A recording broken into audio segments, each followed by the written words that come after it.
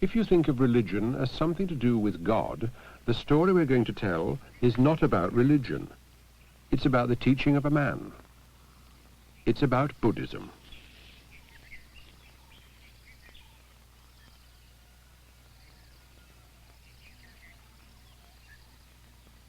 Here at Polonnaruwa, one of the ancient capitals of Sri Lanka, the island we used to call Ceylon, I was given a lesson in how to look at a statue.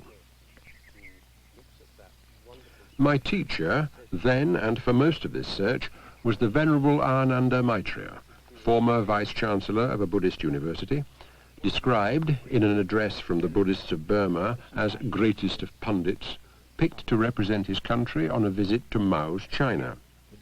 I was a bit scared to meet him, till I met him. When you see a figure of the Buddha, from his eyes of the statues, it teaches you the control of eyes. It teaches you control. Control or restraining eyes. Control of your eyes. From the mouth, control of mouth. Control of speech, restraining speech. And from the hands of the statue, the restraint in hands, in your activities. From the feet also, the restraint in feet. The whole body explains or expresses the restraint of whole body, so the control of our body. So the stillness of the statue isn't just a matter of being stone, it is an invitation to emulate, to do the same thing. Yes. I see. Yes. So there's the religion, there is the real dharma. The doctrine is there. The doctrine symbolized.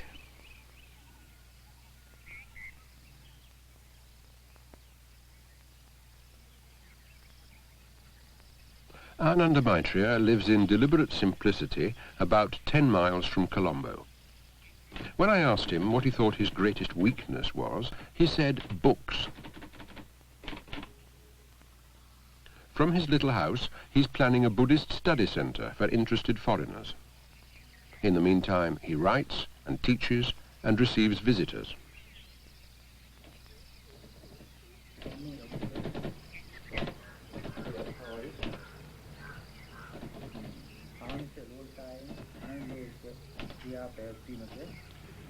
If I say to you, can you put Buddhism in a nutshell?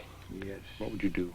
The Lord Buddha said, Sabba papasa akaranam, kusalasa upasampada, sachitta pariyodapanam, etang buddhana sasanam, which means, Sabba papasa akaranam, to shun all evils, kusalasa upasampada, to do good, sachitta pariyodapanam, purification of your mind, etang buddhana sasanam.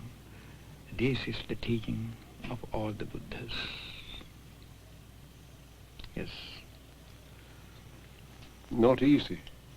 Well, easy, very easy if you understand it.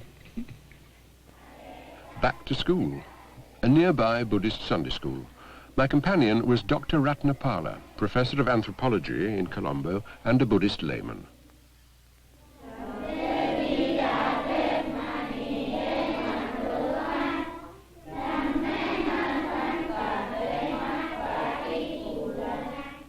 But I myself studied in a Sunday school when I was young. And I think elements of Buddhism I learned from this school. The primary aim is to mold character. Although you may learn things by heart, the first thing that they teach is love, respect all life. Then equality. Then the tolerance. You know, it's one of the things that I like in this country is tolerance. You are tolerated. So these three things were taught to me and they helped me a lot to mold my character.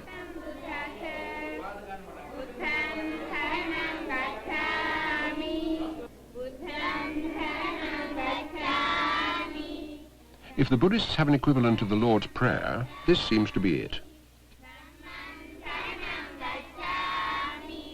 I take the Buddha as my refuge. I take the Dharma as my refuge. I take the Sangha as my refuge.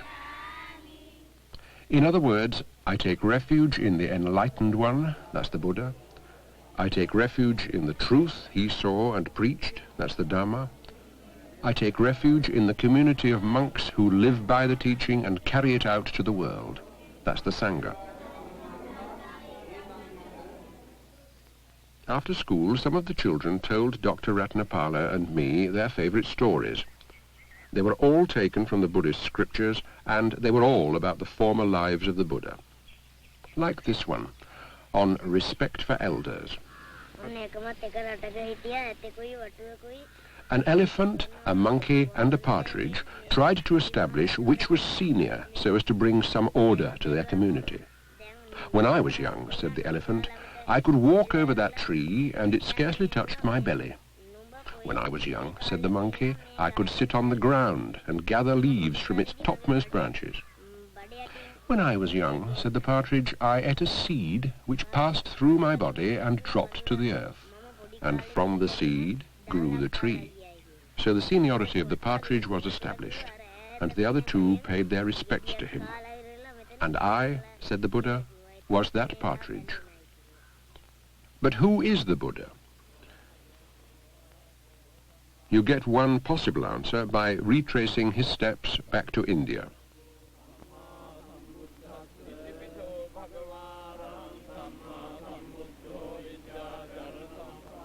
This is Bodh Gaya in northern India, where a giant stone relic box dwarfs a tree.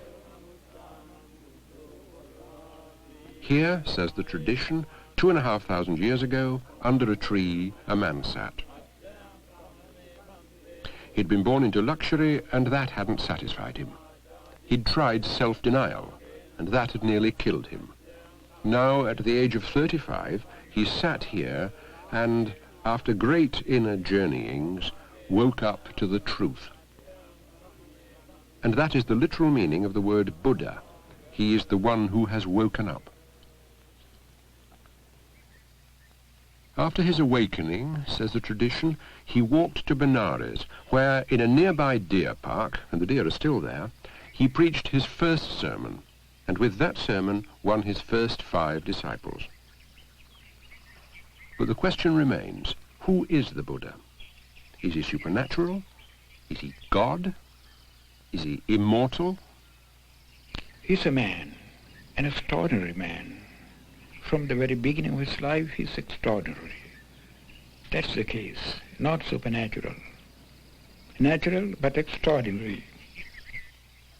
It wasn't that Ananda Maitreya back in Sri Lanka exactly disapproved of that trip to India, but I got a strong impression that, given the choice, he preferred live teaching to a dead relic. Ananda Maitreya's hometown, as you can tell if you see his full name, is Balangoda, because it's the custom here to make the name of your birthplace part of your permanent label. Balangoda Ananda Maitreya.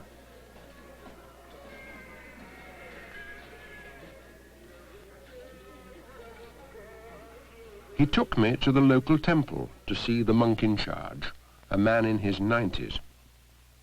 He's a great friend of mine. Oh, is he? Yes, yes. When I was about 13, in my school days, from my school days, yes. He was a great friend of mine. Oh, he's much elderly. Yes.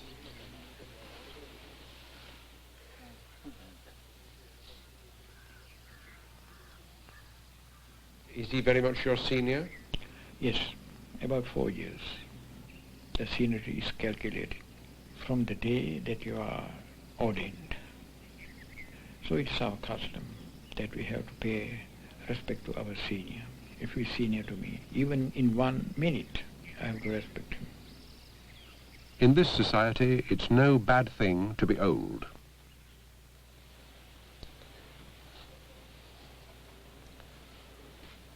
Who is this? What's this statue? This is the son of Prince Siddhartha. Son of the man who became the Buddha. Oh, yes. And here is the Buddha. Yes. And he's very tall. Yes. Why is he so big? Well, Buddha had 2 bodies, a spiritual body and physical body.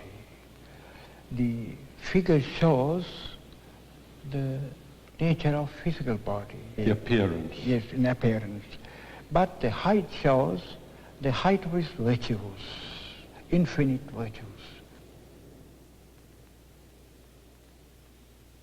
One thing about the temples we visited, they don't lead you to an altar. There's no holy of holies kept separate from the people, with God one side and you the other.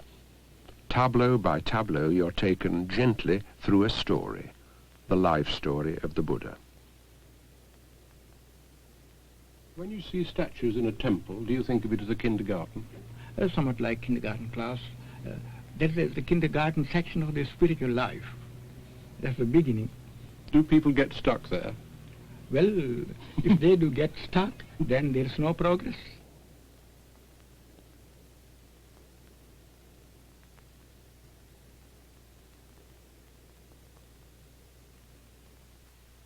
This is a fledgling relative of the Buddha with his parents. He's been a novice monk for 1 hour exactly. If, after 5, 10 or 50 years, he decides to disrobe, nobody's going to stop him. So the events of an hour ago weren't as final as they looked.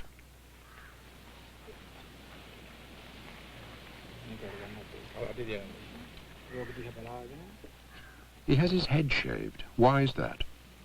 For the simplicity's sake.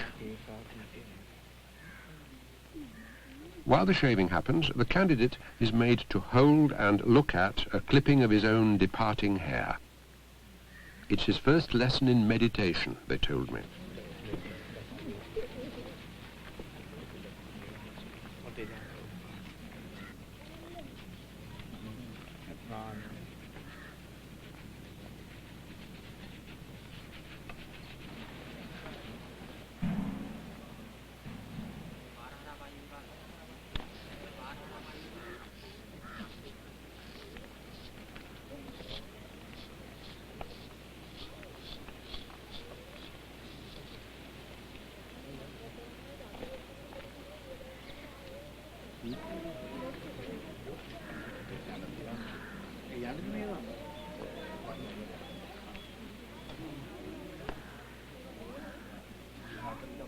There was a nice informality about the style of the ceremony, but nothing haphazard about the timing. It happened at an hour and on a day that was astrologically exactly right.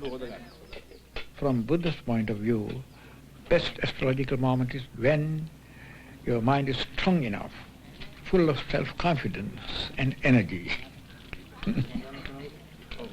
Nevertheless, the astrological calendar had been consulted.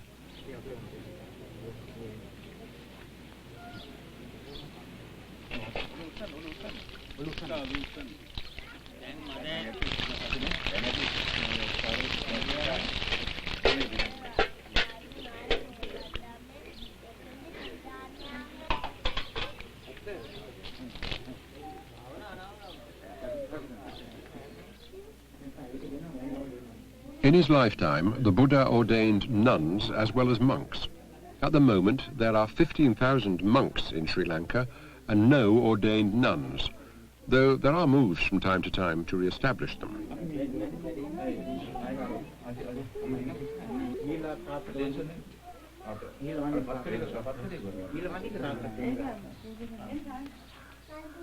This is the last time he'll pay respects to his parents as a layman.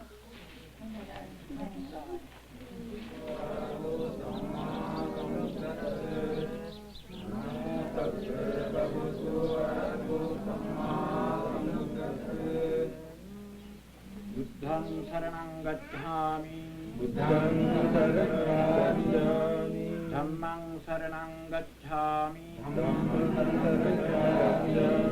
Sanghang saranang gacchami, Sanghang saranang gacchami. The ordination proper begins with the 3 refuges. I take the Buddha as my refuge, I take his teaching as my refuge, I take the community of his disciples as my refuge.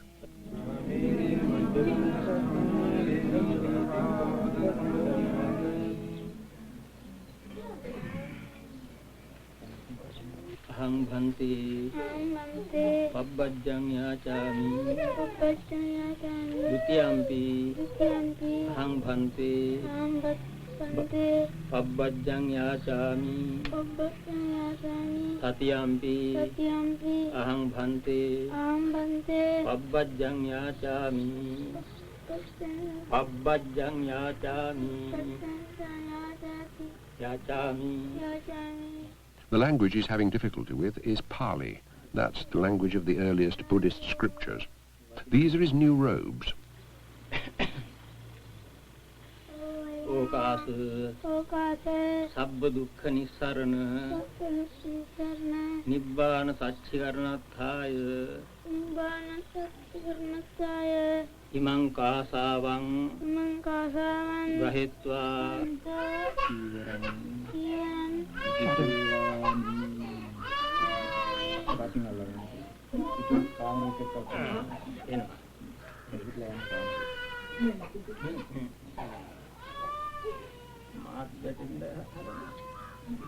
A layman observes 5 precepts, 5 undertakings. Not to destroy life, not to steal, not to misuse sex, not to lie, and not to take intoxicants. As a monk, he'll take 5 more. Not to eat after 12 noon, not to dance, sing, or attend shows, not to decorate himself, not to use soft beds, not to handle gold or silver.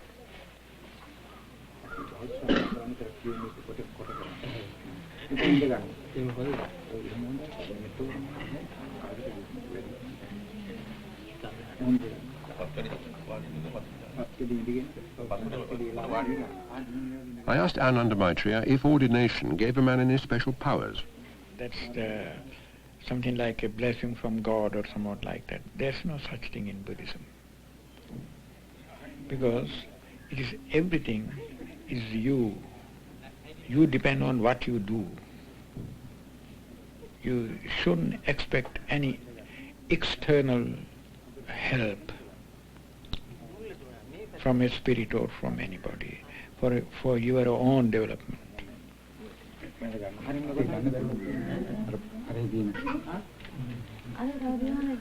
Now, and the boy himself could scarcely believe it, the parents and grandparents he'd bowed to 10 minutes earlier queue up with presents and bow to him. With regard to spiritual life, the boy is higher than the parents. Spiritually he is higher. Parents know this.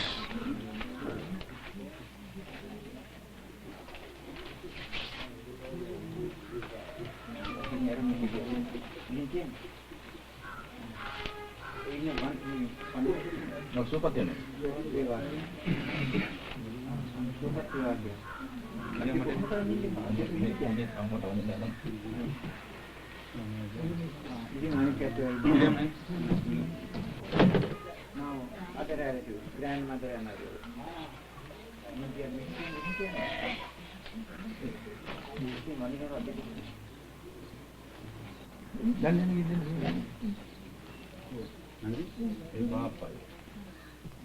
The umbrella, by the way, is the thing he liked best.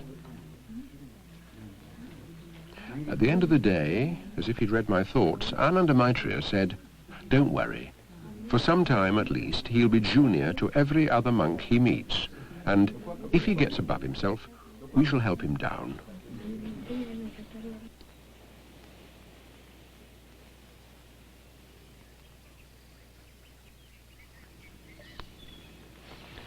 A word you hear a great deal in talk with Buddhists is the word suffering.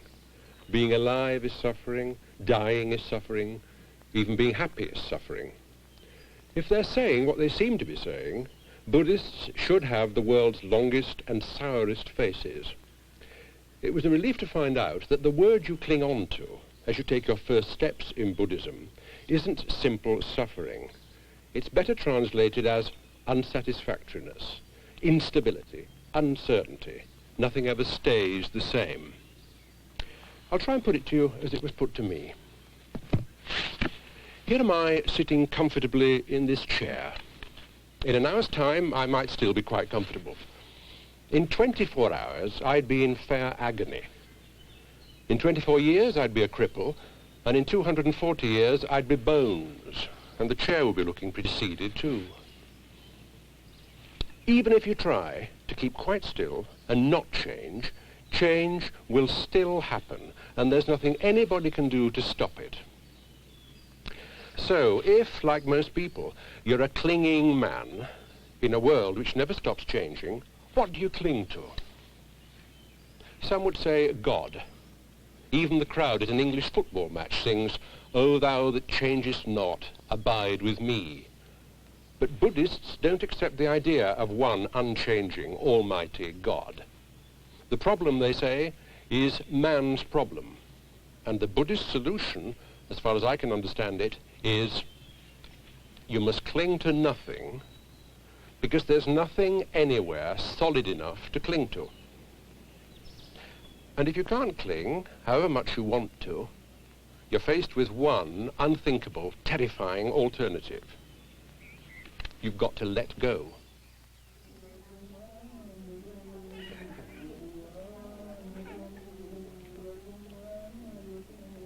When a novice is at least 20, he can be ordained a fully fledged monk, a bhikkhu.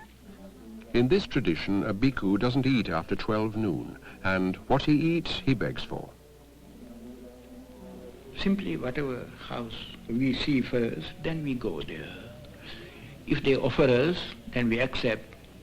If they don't offer, then we pass over to other house. Do you collect food for other monks, or in your begging bowl is it just yourself? Yes, sometimes if there are a number of monks in a temple, so we collect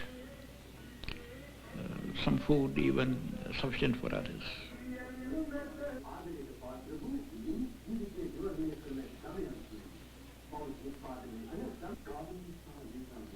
I asked the laymen, the food givers, why they did it. Giving is the way to get inner wisdom, said one of them. But the rest talked about meritorious actions, gaining merit, like accumulating a store of spiritual riches that will help them to a better rebirth.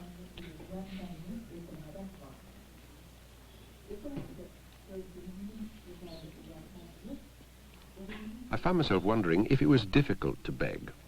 No, because when we join the order, naturally, we have to give up our pride, because we know we live on others.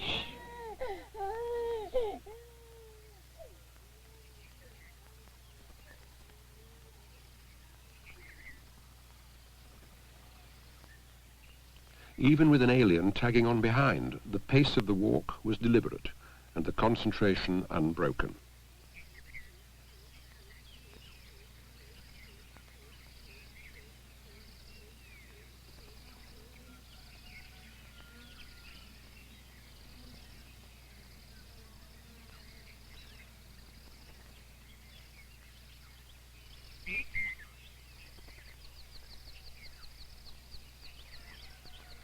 Take two monks. One sits and meditates, one goes out and serves society. Which is more praiseworthy? Well, that depends on motive. The motive? Oh, yes.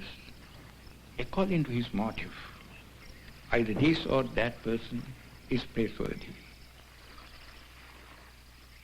I suppose I wanted him to approve of the bhikkhu who bustled about doing good.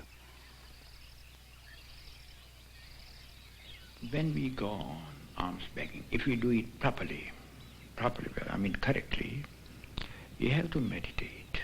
You have to extend your loving kindness towards the people who offer you alms. So you have to spread that loving feeling, that loving kindness, feeling of loving kindness towards them. It purifies, even in that moment, your mind. It's a kind of blessing, mental blessing.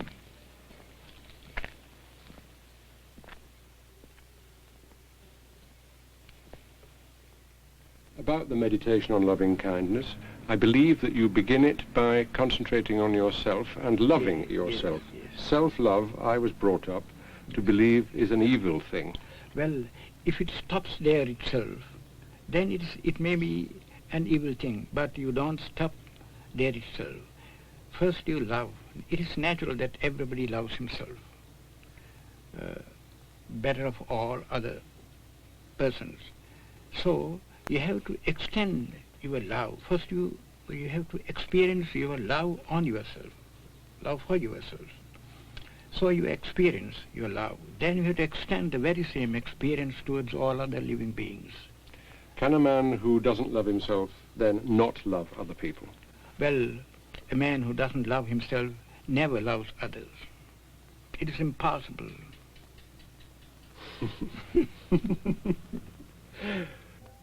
Come to think of it, the Christian gospel says, love thy neighbour as thyself, not more than thyself, and certainly not less.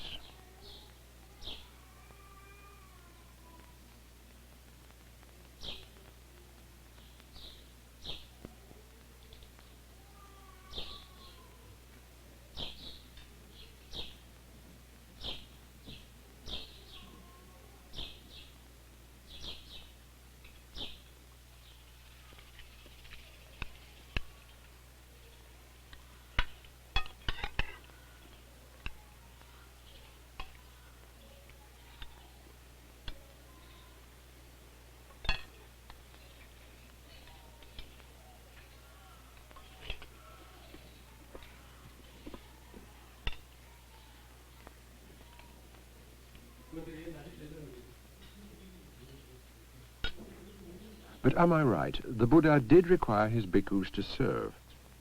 Well, yes.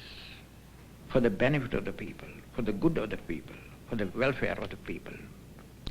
To teach and preach and help the people. So he sent out the first historical world mission. Before that there was no world mission like that. It was the start of a world mission. And a mission, what is more, without bloodshed.